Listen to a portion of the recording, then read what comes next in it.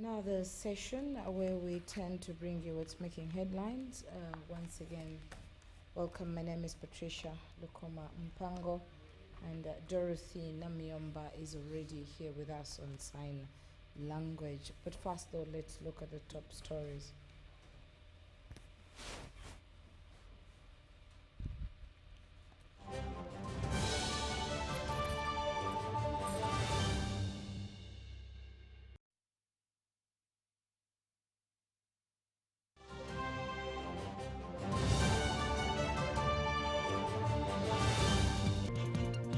Headlines tonight. Police is still hunting for key suspects in the UCU director murder case. Court dismisses incitement charges. President Museveni commends religious leaders and calls for focus on wealth creation. Economists warn government overspending as oil revenue nears.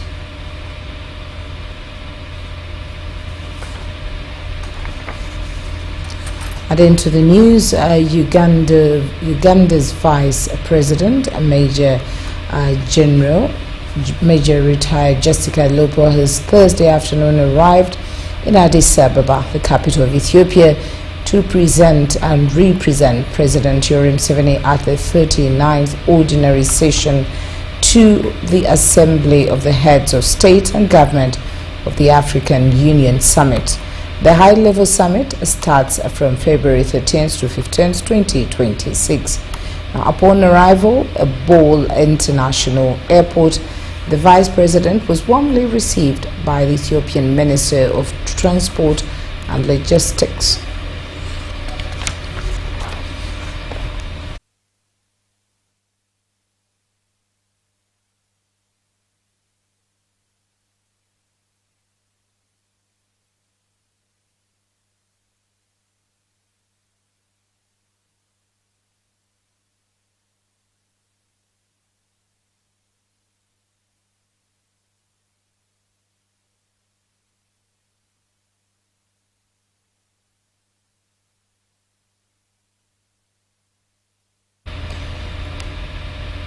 And in our next story, we look at traders on a strike.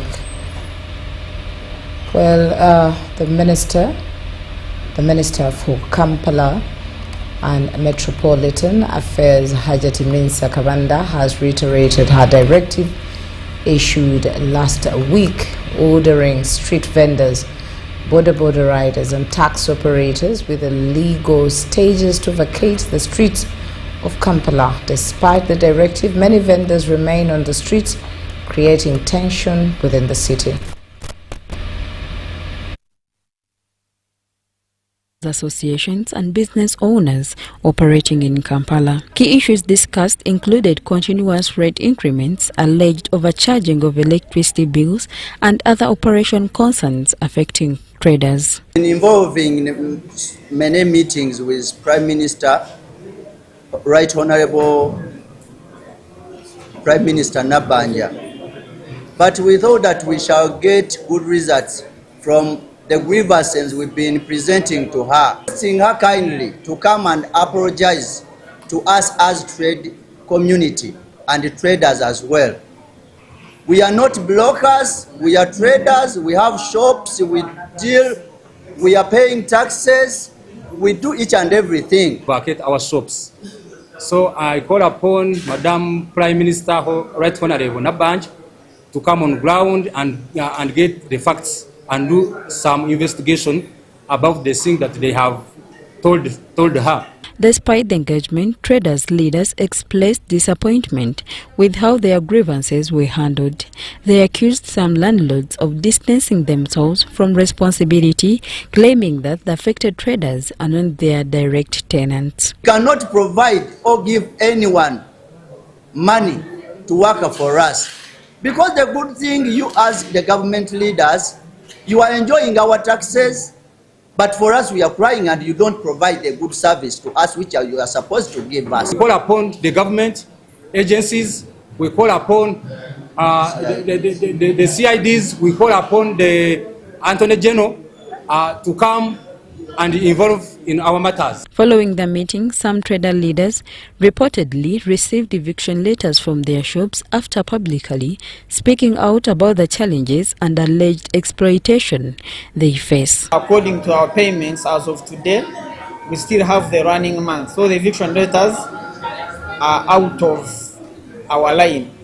So we request that you withdraw the statement of calling us brokers and you call us the office. Traders say authorities appear to side more with landlords, urging that their proposals were given little attention. I feel lucky that I have this team to fight for me as me, because if I was just an individual as me, I don't think I would have done much. We are requesting Attorney General to come out and investigate on these issues of Gatherland, Galilaya and Grand Corner, because we are tired, and even other buildings. They also presented receipts showing taxes and other dues they have been paying, saying this demonstrates their commitment and the financial burden they are carrying.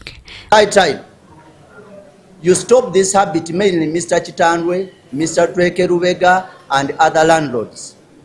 We are requesting His Excellency the President to intervene immediately, as you instructed Madam Chichoncho to intervene in these issues and these problems challenging trade community. During a press briefing attended by leaders of various building management bodies, including UTEA and G3S, traders warned that they may take further action if their grievances are not addressed. And we are going to fight up to the last soldier. That's what we can tell you. We are going to close the shops, all the Kampala, and we are ready. We are not going to vacate those shops. Nalsva Winnie, Jamil Sekaja for UBC.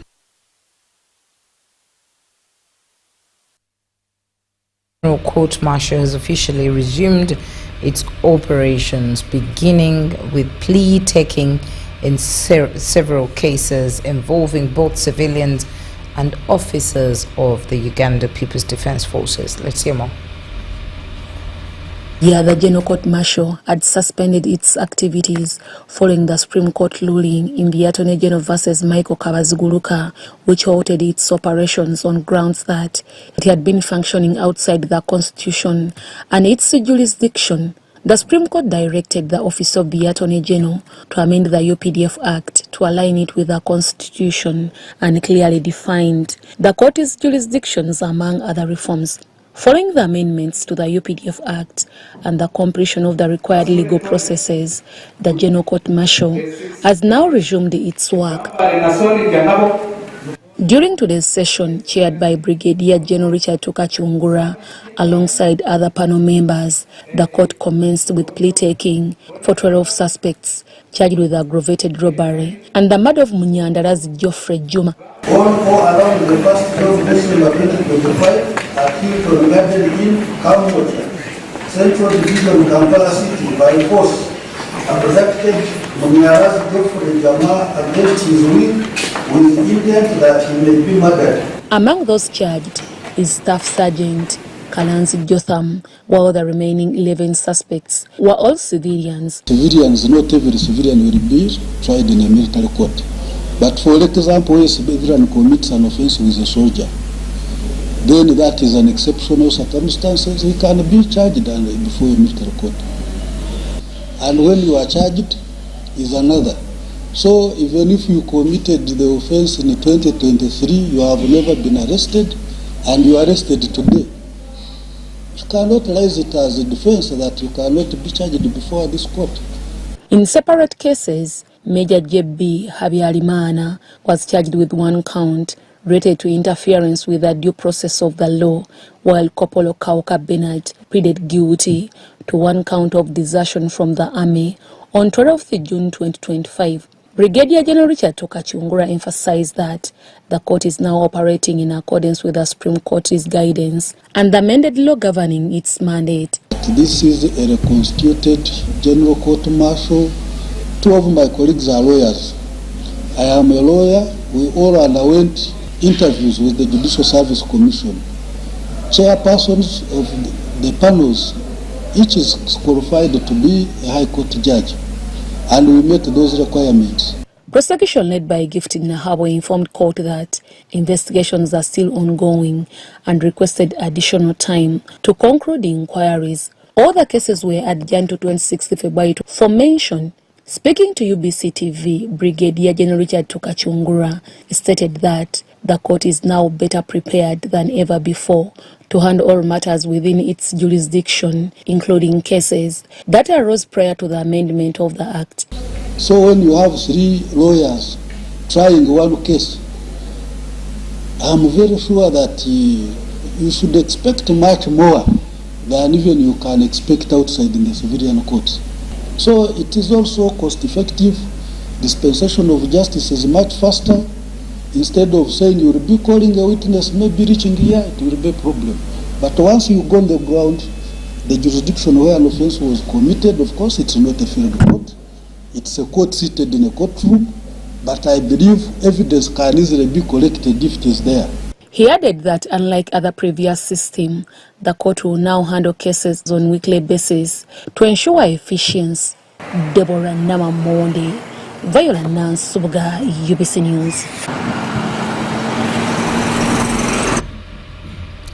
President Yoweri Kaguta Museveni has commended the Interreligious Council of Uganda for their significant contribution in fostering peace during the recently concluded general elections. In a speech delivered on his behalf by the senior special presidential envoy to the Buganda region, Engineer Sewava Mukasa, the president urged religious leaders to now direct their efforts towards encouraging individuals to concentrate on enhancing household incomes. Religious leaders across Buganda region met the senior special presidential envoy to the Buganda region, Engineer Sewava Mukasa, in Kampala. During the meeting, the president in a statement has commended the Interreligious Council of Uganda for their significant contribution in fostering peace during the recently concluded general elections. Thank you for preaching reconciliation, peace and unity to the people of Uganda and Uganda at large. Hence, curtailing election conflicts and enabling work normalcy and post-election stability. The president also tasked the religious leaders to now direct their efforts towards encouraging individuals to concentrate on enhancing household incomes as the electoral process has come to an end. Now that the elections are done, we congratulate everybody, and also we congratulate those who participated and never went through. It is time now to go back and work. Uganda is for all of us, and we must jealously protect the gains we have. He pledged more funds votes and circles for the religious leaders as he outlined in the NRM manifesto during his campaigns. The religious leaders welcomed the president's message with humility and pledged to work towards a violence-free society. The role of the religious leaders in shaping the country post-election. The election period has gone.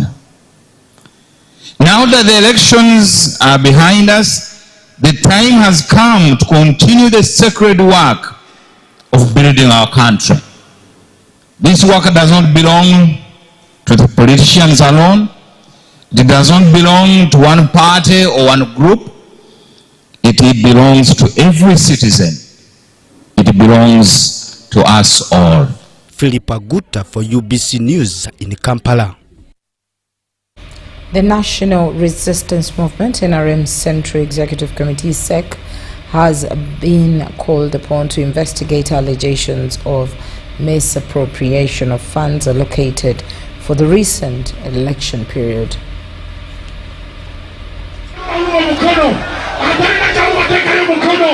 During the 2025-2026 election period, the National Resistance Movement NRM strategically leveraged its party structures to channel resources to the grassroots, aiming to strengthen support. Treasurer of the party sent money on a 13th of January for vote protection and the transportation of the vulnerable party supporters. These are pregnant women, the sickly, the elderly, the PWDs.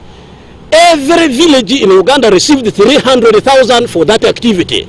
In a rural city, that amounted to 140,700,000. This one was embezzled. Despite a successful campaign, that is why the NRM's presidential candidate secured a landslide victory of over 70%. Concerns have emerged over the handling of campaign resources. Allegations of significant mismanagement have surfaced, raising questions about accountability following the party's electoral success. The party sent money thrice. The campaign resources for village, for Paris Baraza, Paris meetings. That is the 630,000 that was sent for that meeting. Then the party sent money for village Baraza. Arua, being a city, received 500,000 per village for that village Baraza. Guess what? The party leadership in the district decided to divert 83,800,000 meant for 419 villages in Aivu division. In an interview with UBC TV, self-proclaimed anti-corruption ambassador Matua Job Richard appealed to the NRM SEC and the party chairman President Yoweri Museveni to take decisive action. NRM, as the political party, must demonstrate the best level of accountability and at most exhibit or show a good practice of governance. In the event that the Central Executive Committee ignores this gross abuse, corruption by party structures at the grassroots, then I will be left with one option of petitioning the IGG to investigate. We came back. That money, we also give it out around 3. Admin told me that he received some call, we should go back to town. We went back to the bank. We received some money, 80 million.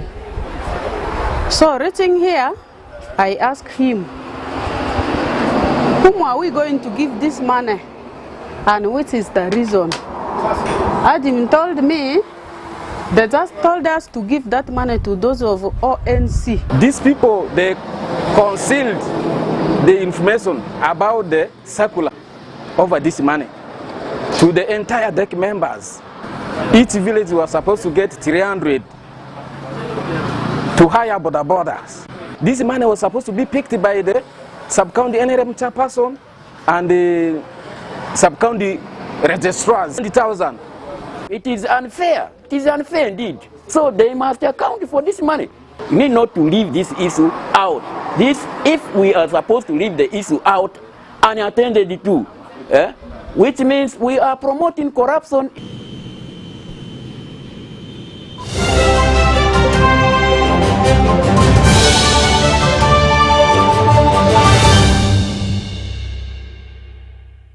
So, Muchara. Yes, Daddy. You know the children are going back to school and things are a bit tight. For now, why don't you take half of the fees to junior school, and for the school van contribution, we shall pay later. Daddy, why don't we pay using MTN Momo, where we stand a chance of winning school fees for a whole year and more? By the way, you can also apply for a school fees loan, and also participating schools can win a school van. That's right! Win school fees for a whole year and more. Get Momo goodies and a school van for participating schools. You can also apply for a school fees loan. Simply dial *165*80# or use the Momo app.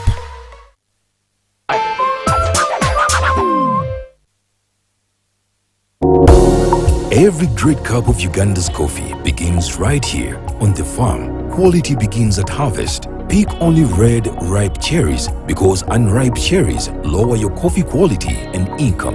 After harvest, protect that quality. Dry your coffee clean on tarpaulins, raised beds or cemented surfaces, never on bare ground.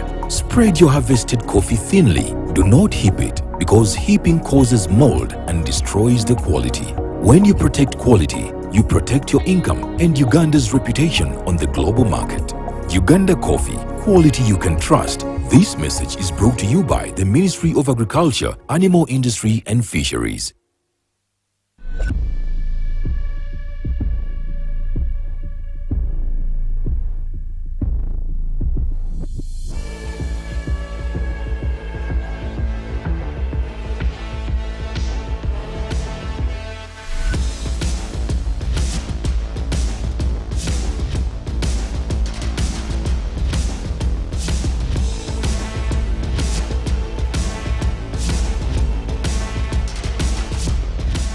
So, Muchara.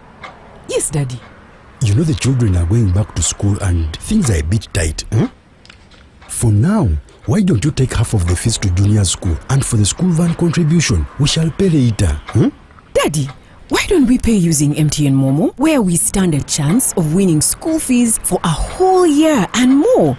By the way, you can also apply for a school fees loan, and also participating schools can win a school van. That's right! Win school fees for a whole year and more. Get Momo goodies and a school van for participating schools. You can also apply for a school fees loan. Simply dial *165*80# or use the Momo app.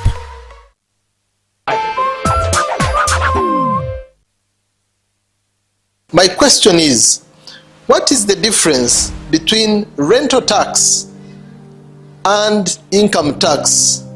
How comes I'm paying both taxes on my own premises? If you want to have a tin, but you are not making any income from your business, you should take on the obligation to continue filing your nil return. Commissioner General, to invest in taxation. When people understand taxes and they know the importance of taxes and they know the fair assessment of these taxes they're supposed to pay, I think everybody will embrace taxation. As banning groupage cargo, clearance protects small traders who cannot afford to import full container loads individually and rely on consolidation to remain competitive. Cargo to come in groupage is consolidation, it's legitimate, and we can't ban it. What we have banned, or what we have stopped, is the use of container leaders. Now, Fiona, the good news I have for you is that among the new tax proposals, now you can get direct answers. Send your tax-related questions via WhatsApp or SMS to 0790-141-887, and the Commissioner General of URA, John Musinguzi, will personally address them. Tune in to UBC News Tonight every Monday and Wednesday for expert insights and clear explanations. Buza Commissioner.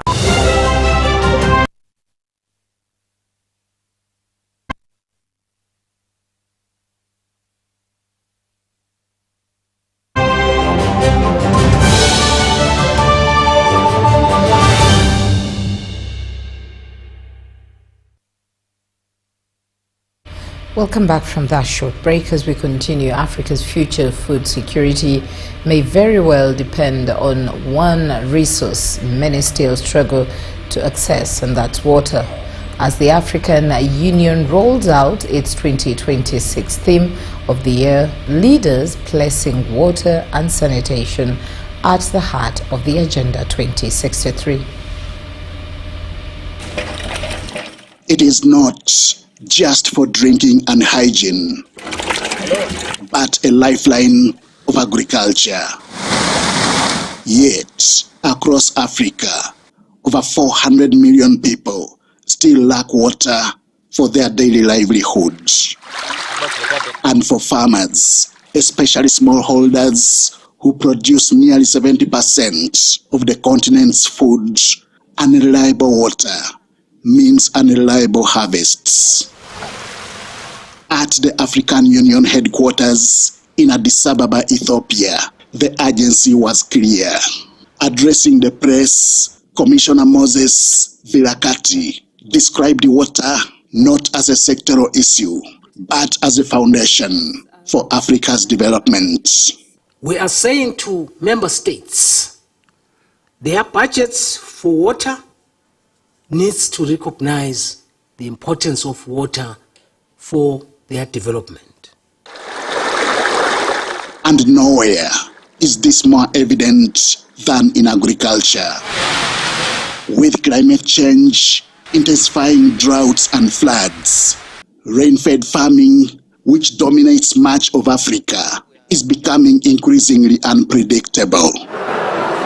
The AU's 2026 theme of the year, assuring sustainable water availability and safe sanitation systems to achieve the goals of Agenda 2063, seeks to change that. There is no life without water, and no development is possible without water.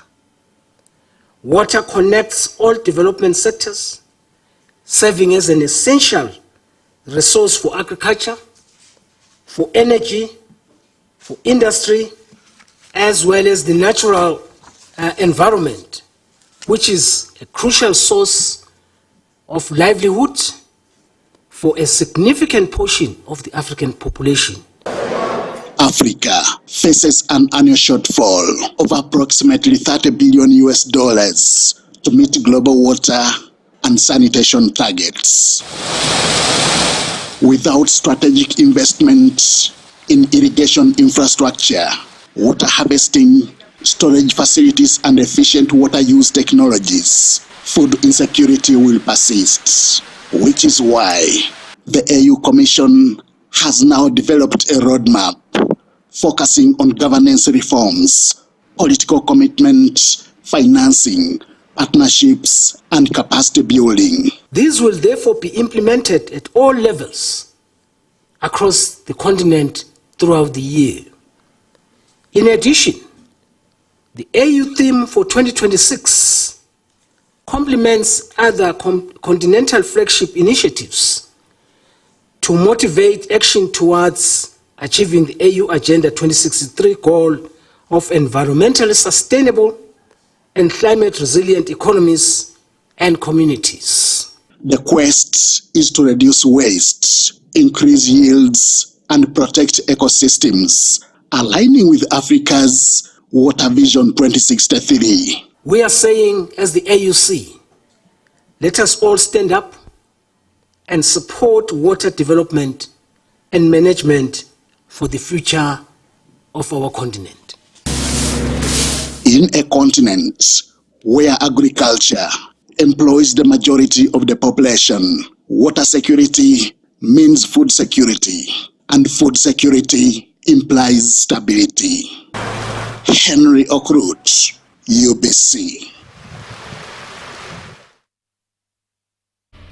And then in the Africa climate, Uganda has hosted the first African Symposium on Natural Capital Accounting and Climate Sensitive Modeling, a landmark event aimed at reshaping how African nations integrate environmental sustainability into economic planning.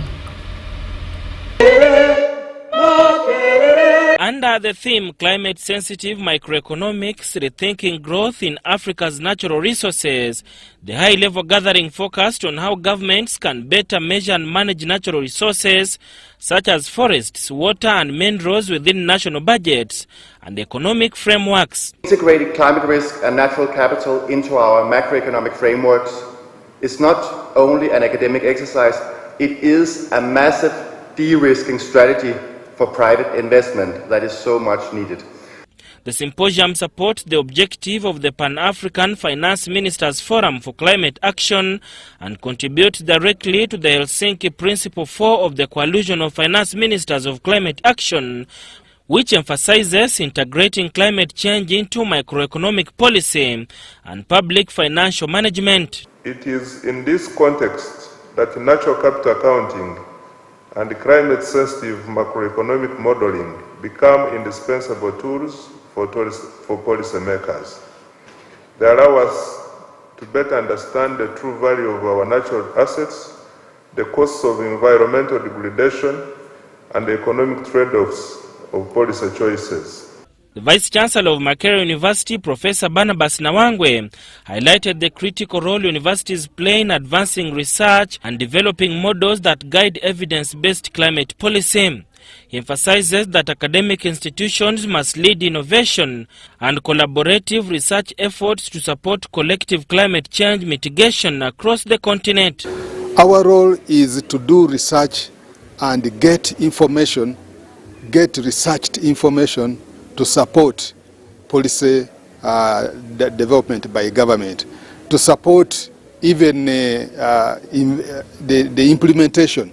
We can also be participating in implementation and advising on the best implementation. That's why we have created the Economic Modeling Center.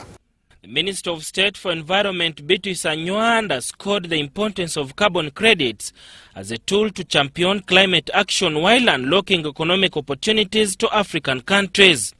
Carbon credit, it needs to be explained further to the ordinary Ugandans. I'm happy as a country we could not engage in carbon credit until we put the legal regime in place. Protection should start from down up, rather than concentrating those who want to get more, even governments. But on the other side, I employ that we need a legal regime around all these interventions. At the symposium, the Center of Excellence for African Climate-Sensitive Microeconomic Modeling was launched.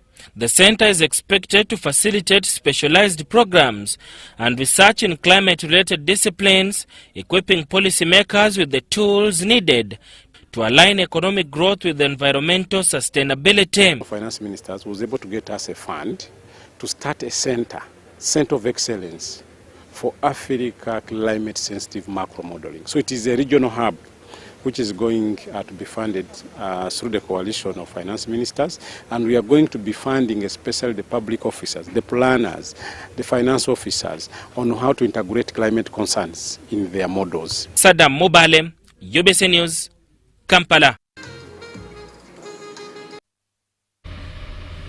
Now, Nakasongola district has received a detention dam aimed at improving water availability during the dry season, particularly for livestock and vulnerable households. The climate adaptation project seeks to address recurring dry spells that have previously caused massive livestock losses.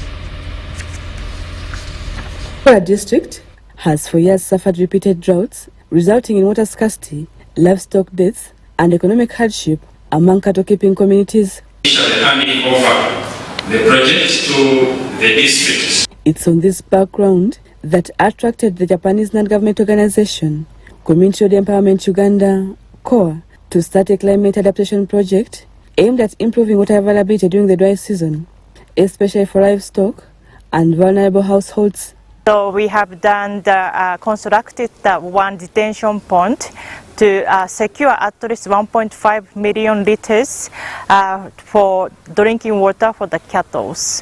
And then the third one, we have constructed a tree nursery owned by district. The project has officially been handed over to district leaders of Nakasongola district In a ceremony presided over by the Japanese ambassador to Uganda, His Excellency Takira Sasayama. Uganda is known as a part of Africa full of green. However, some parts of your land is not escape from the global climate change. I witnessed the example here, suffering from drought and water shortage. In order to meet this challenge, we are collaborating with NGO and local government and local community to locally driven and find a sustainable adaptation, which we actually implemented here. Beyond infrastructure, the project also includes community skills training in trainer bed establishment and maintenance. Trainees were awarded certificates during the ceremony. I am happy to see the nursery completed, which is already in operation, and also a pond for the livestock and the well-being of the local people. The project manager pledged continued monitoring to ensure sustainability and proper utilization of the facility. We selected Nakasongora because Nakasongora was hit by climate change a lot, and people are suffering from effect of the climate change, like a drought and dry spell. District leaders have welcomed the initiative, describing it as timely and vital in safeguarding livelihoods in a region increasingly affected by climate change. Confirm that the projects presented today will receive them as a district, that we shall sustain them. Wow.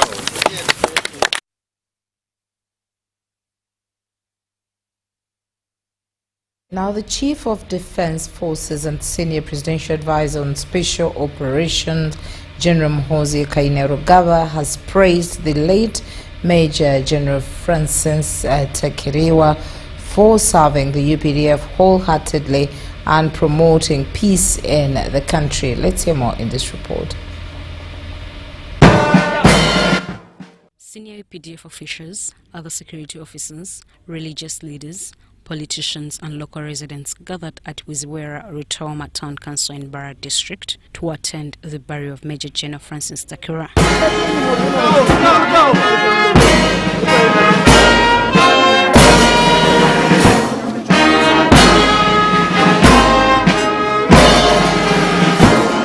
In a message read by his deputy, Lieutenant General Sam Okiding, General Misuse described the late Major General Francis Takira as a hardworking man who loved the UPDF and his country, noting that his contributions will be remembered forever. He was a very calm, amicable general who approached his work with a high level of professionalism and integrity. He perfectly blended military discipline to public service.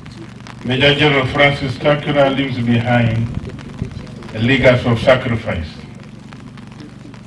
General Misuse also thanked the UPDF fraternity for maintaining a good relationship with the deceased and for continuing to uphold peace in Uganda. Major General Francis Takira inspired many, both within and without the military circles. He was a distinguished general officer who valued his work throughout his entire life. We therefore join you, the family, relatives, and friends, at this most difficult time to mourn the fallen comrade, whom we shall always remember. Delivering a message from former Chief of Defense Forces General David Misuse, the Permanent Secretary at the Ministry of Defense, Lieutenant General Joseph Musanyufu, said Major General Francis Takira fought tirelessly to ensure that Uganda remained secure, and he served with dedication.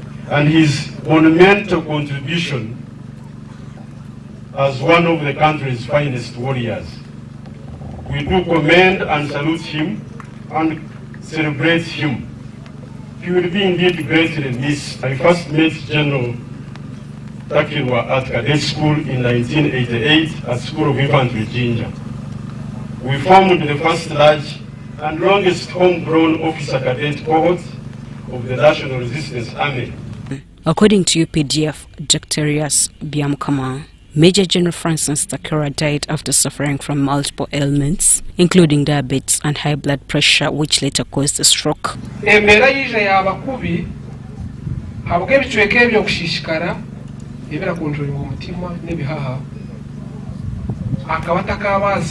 Kuba transported mu rugendo rulingwa ngo transporting nka India uninga nkahe akata kabasa kwekayo so byone byaye byine kogwa bikaba byine kogwa mubwire ubwibuke.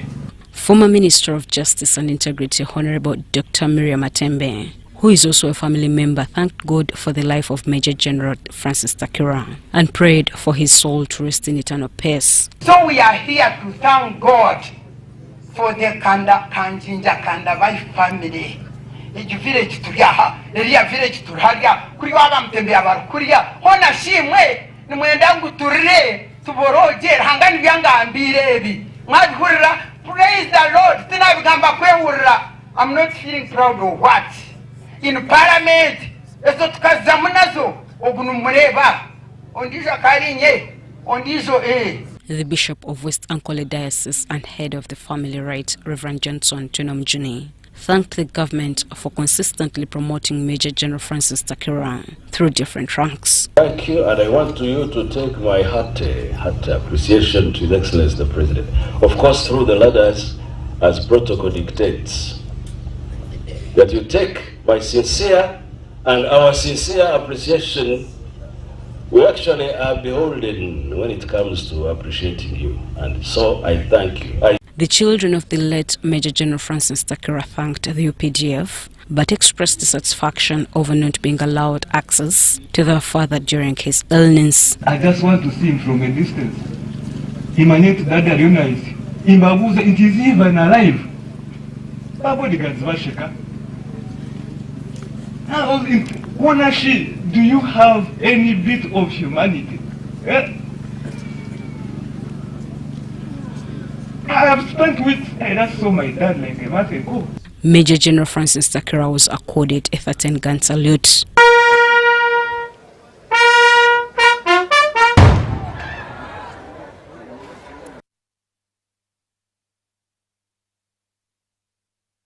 His soul rest in eternal peace. Now in Kampala, the Kampala RCC Deputy Resident City Commissioners of Kampala, Sereda Geoffrey and Hajati Fatuma Katongole, have cautioned parents who are still hesitant to send their children back to school. The new school term commenced on the 10th of February following a directive from the Ministry of Education and Sports on the nationwide reopening of schools. On February 10th, the first term of the academic year officially resumed at all levels of education as directed by the Ministry of Education and Sports. Despite this, some parents and learners remain reluctant to return to school for various reasons. Deputy RCC Sereda Geoffrey warned the parents against keeping their children at home under the pretext of failing to afford school fees, emphasizing that government schools provide a free education under the universal primary and secondary education programs. So kindly, we are in touch with local leaders to see that all students, they get out of their villages back to school. He also cautioned boda and motorcycle riders who transport children to and from school to avoid reckless riding and to prioritize the safety of learners. And security, transport, please make sure you take back these students to school safely. Don't overspeed, because we still need, these are our coming president and ministers, those young students we are taking back to school. Ajati Fatuma Katongole urged parents not to enroll nursery age children in boarding sections, noting that early separation from parents may negatively affect the child's mental and emotional development. Please don't just wake up and wake the child to go, and you don't even take responsibility to know whether the transport was border or the child uses the taxi. You have to be sure about your child, the transport he uses. In case of anything, please, if possible, prepare your child, go to the border or to the taxi, take the taxi's number to be sure that this taxi is the one which is my child is using. She further appealed to government schools not to impose unnecessary requirements on parents and called upon school administrators to avoid any form of discrimination among learners. The government schools, please don't charge the parents. Those schools are supposed to be for free. Please treat our children carefully without punishing them, because sometimes teachers expect some small money from the parents. Please don't ask the parents any amount of money. Those schools are for free. The government schools for free. So please, teachers, do your duty by taking care of our children. Robert Katamba and Mike Wakakolindi reporting for UBC News. Now, an 8-month-old baby girl is fighting for her life after being diagnosed with a critical congenital heart defect. Mohindo Abigail suffers from a transposition of a great disease where the two main arteries leaving the heart are reversed. Having exhausted all financial avenues from family and friends, Abigail's mother, Namgenyi Teddy, is appealing for well-wishers to come to her rescue and contribute for her medical tour to India before it's too late. 8 months ago, Namgenyi Teddy went into labor. Through cesarean section, Namgenyi delivered a baby girl. No, pregnancy was very fine. I attended all my antenatal, it was okay. Until I delivered. 30 hours later, she noticed a rare and confusing state of her baby. I realized she was not breastfeeding well. She was not active like any other baby, because I delivered on Monday midday. Until Tuesday at around 4 p.m. when I got so concerned, I asked the nurse, why is my baby not breastfeeding well? They removed the gloves to check for her sugar levels. At that point, they noticed baby's hands were blue-black. They did a little exam, and the mouth also was blue. The toes were blue, generally her extremities were blue. So the nurse was very concerned. Immediately she brought some machine to check her oxygen levels. Checking her oxygen levels, they were down. They told me they were 50%, which is really low. So they rushed the baby to the intensive care unit for babies. They did the scan for the heart. It was at this time that little Abigail was diagnosed with transposition of great arteries, a critical congenital heart defect where the two main arteries leaving the heart, the aorta and the pulmonary arteries, are reversed. So this one switched low. So the aorta cannot take blood to the lungs. So her body is getting the oxygenated blood. That's why you see her hands are a bit blue. Her mouth is blue, blackish like that. Even her tongue, even when you look at her toes, they are also blue. That is why she has low oxygen levels. Usually her levels are within 60s, yet a normal person is supposed to have 90 and above. But for her, she's in 40, 50, 60. Namgenyi's dilemma is that without urgent intervention of the arterial switch operation, the situation could be fatal. I feel so biased, and I don't know where exactly it came from. You think and you just end up crying, because 1,000 questions run into my mind when I start thinking about how I attended all the antenatal, how I took my medicine, how I delivered very well, so happily thinking I have a live baby. Then out of the blue, this turns out. It really traumatizes me. There was a point when I felt like, God is punishing me for something. There was a prayer I made. I started asking God to take this baby. I asked God to take this baby, but anyway, he has not taken her. So for that case, I'm still fighting. But sometimes I wish God can take her. Abigail's condition is deteriorating with frequent attacks of breathing difficulty. UBC witnessed this petrifying experience firsthand.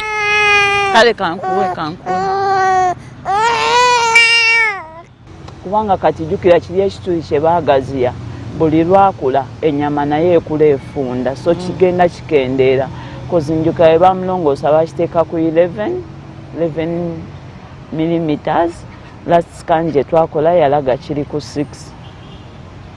So from 11 to 6 kiba kikendedde ate nga bwe kikulozinga then blood can no longer mix.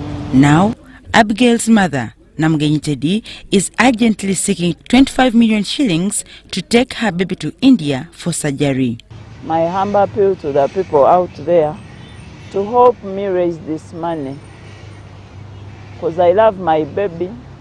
I really love her. I would want to help her. I am sure she's in pain, though she can't express it, she can't talk, but at least the fact that she's crying all the time, I'm sure she's in pain. I would really wish to help her get out of the pain and probably live like any other baby. Anyone willing can contribute to save her life. Like I had friends, those I'm working with, my OBs, my OGs, so whoever hears child, Teddy has such a child, she gives you a 10K, she gives you a 5K, like that. So people have been a bit supportive, but it is now time, it is really tough.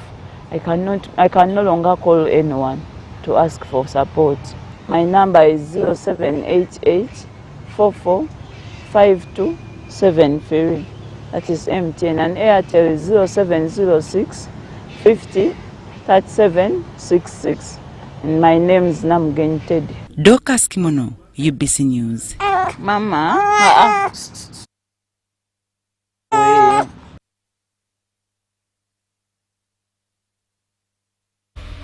Now over to Mbarara. Heads and directors of learning institutions have appealed to government to expedite the implementation of the school's milk feeding policy to help curb the malnutrition and stunted growth amongst learners. The appeal comes as learners begin the 2026 academic year. Government had earlier piloted compulsory milk feeding in selected schools in southwestern Uganda, but the full rollout has yet to materialize. Education experts say milk, especially yogurt, is a wholesome food that supports brain development and improves learners' concentration in class. There are very many components within it. There are proteins, there are vitamins, and other things. So for us, we found it good to have it to the kids because it protects them from diseases, mostly the intestinal diseases. It is important because it contains proteins.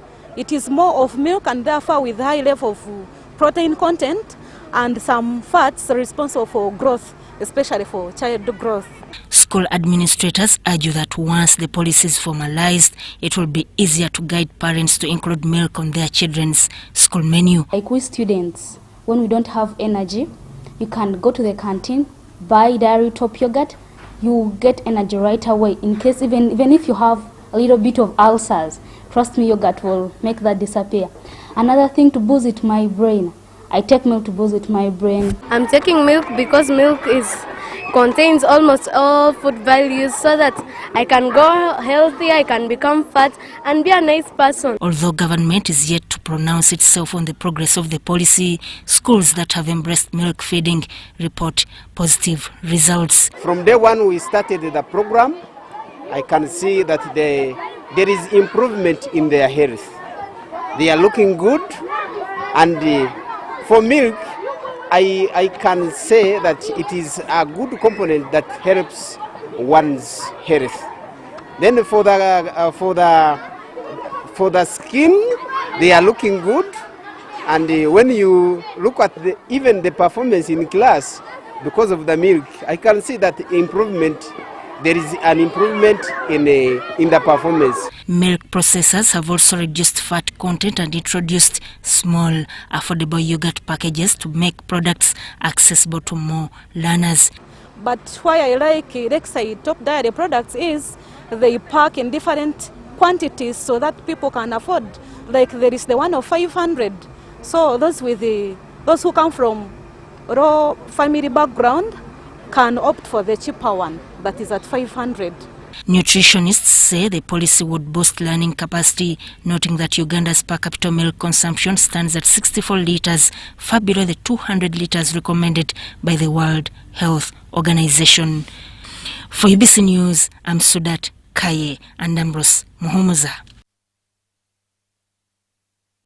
As preparations intensify for the 49th commemoration of the Archbishop Luwum, All Saints University Lango and the Diocese of Lango are marking the milestone with a historic high-profile public lecture at the very grounds where the slain Archbishop once studied.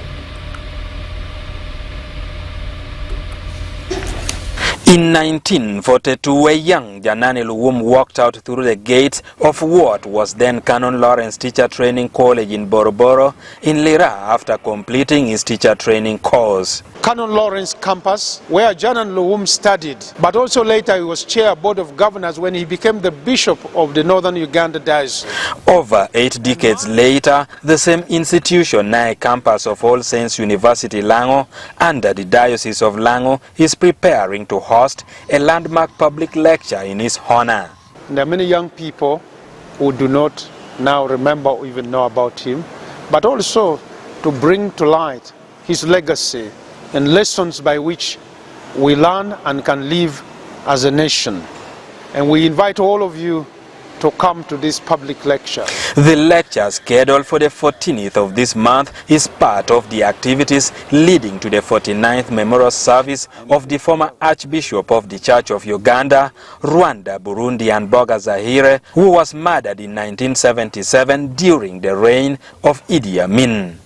The key speaker is going to be Bishop Ashley Null, Archbishop of North Africa. We shall be having former Principal Judge Justice Ogola, Professor Alfred Olwa as another discussant, and also none other than Ambassador Amos Olara Otunu. And the church leaders say the public lecture is intended to ignite the legacy of a man remembered for his courage, faith and unwavering stand against injustice. A person who fought for peace, a person who fought for justice in Uganda. That was the late Archbishop Luwum. It is an inspiration both to the youth of Uganda and the youth of Northern Uganda that Canon Lawrence is now in the hands of a reputable university, and they too can come to the Canon Lawrence campus and obtain the leadership skills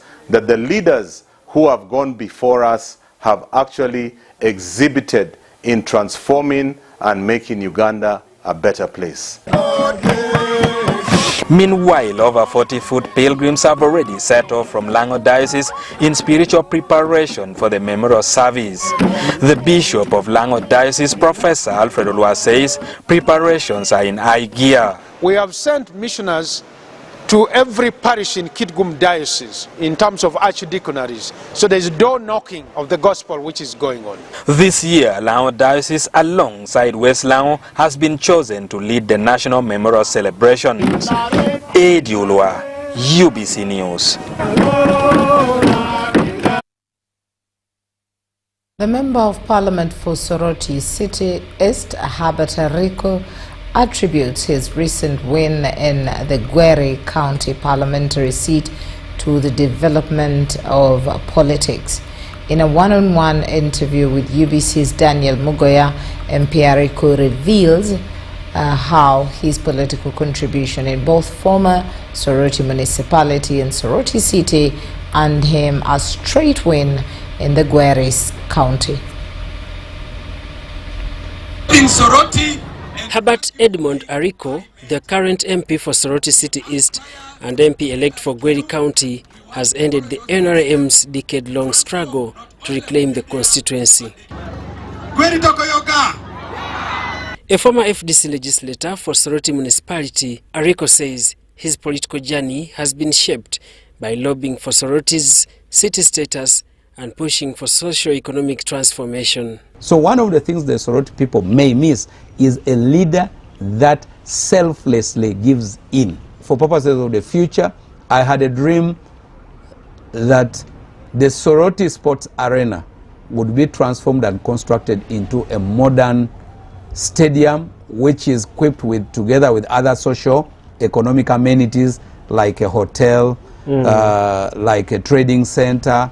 After prolonged negotiations and expansion of boundaries, Soroti attained city status, although the move faced resistance and legal challenges that cost Ariko his seat in 2021. I recall one of the politicians there was saying, you see, Ariko and his friend, they kept calling Honorable Raphael Magezi my friend, hurriedly brought the city here when we are not prepared. The people were not consulted. But remember that the idea of creation of cities is something that was subjected to local councils. And the local council of Soroti district then had made resolutions. Following a court battle, a by-election was held, which Ariko won on the NRM ticket after serving as executive secretary in the office of the then deputy speaker, Anita Mong. One, to improve the welfare of our people, but also two, to demonstrate to the people that when you work with the ruling party, when you support the ruling party, it's easy for you to send leaders that can be heard, that can lobby for you to receive equitable services as a community. During his tenure, he revived the stalled redevelopment of Soroti Main Market under Matip and supported road upgrades under the Woolspeed program. Today, if you go to Soroti, you will see the streets that are there, you will see the street lighting, you will see that the abattoir has been redone. All these are part of the work of Ariko as a lobbyist and as a people's representative. Now MP-elect for Gweri County, Ariko says he will prioritize electricity and water extension, youth skilling and commercial agriculture, including promoting coffee alongside citrus growing. From a harvest of oranges from an acre, a farmer may only be able to fetch about 1 million shillings, which is a season, which is far below what you would do if you are doing value crops like coffee. Government has been able to do research and has been able to find that there are varieties of coffee seedlings that can do well in places like Teso as well. As NRM district chairperson, Ariko and his team mobilized support that saw the party secure 80.37% in the recent presidential election in Soroti district. Ariko says his focus in the next 5 years is to strengthen service delivery and improve household incomes across Gweri County and Soroti district. The uptake of PDM in Gweri County, for instance, at the moment is at 36%, which is far below even the 50% framework. So my work as a leader is to sensitize, to talk to my people, to build sustainable VSLAs and savings scheme groups that are down there, so that those become a vehicle under which they can be able to request for resources through PDM.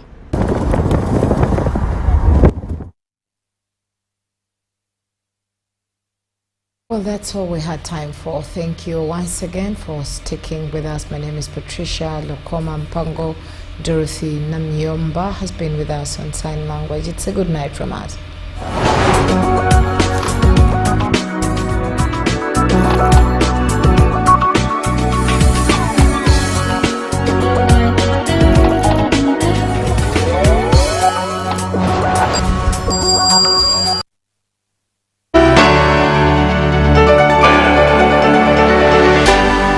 UBC, inspiring.